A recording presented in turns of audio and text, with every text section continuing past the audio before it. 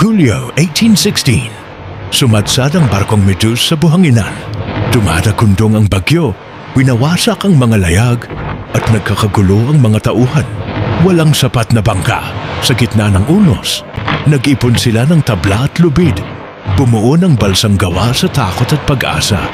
Mahigit 150 kaluluwa ang sumiksik sa isang marupok na plataporma. Ang dagat walang hanggan nakapaligid sa kanila. Tumagundong ang dagat, nagngangalit ang mga alon. Kumakapit sila sa lubid, pilit lumalaban sa lagim ng gabi. Isang batang mandaragat nanginginig. Mahigpit ang hawak sa bariles ng alak, para bang iyon na lamang ang sagot sa kanilang buhay. Pagsikat ng araw, mga bangkay ang inanod ng alon.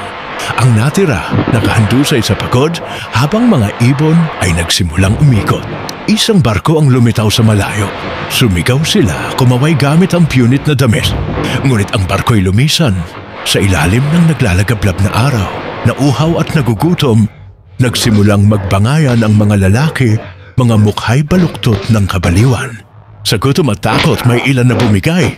Kinain nila ang laman ng kanilang kasamahan, mga matang wala ng kaluluwa. Isa-isang itinulak sa alon ng mga bangkay. Sa ilalim, nag-aabang ang mga pating. Ang dagat ang naging saksi sa kanilang pagluluksa.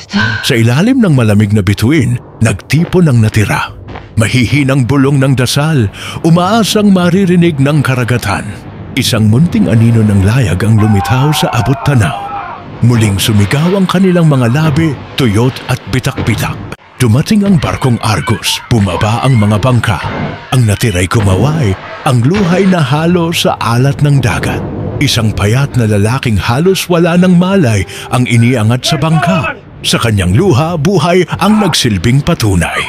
At ang balsa, naiwanang lumulutang wasak at tahimik.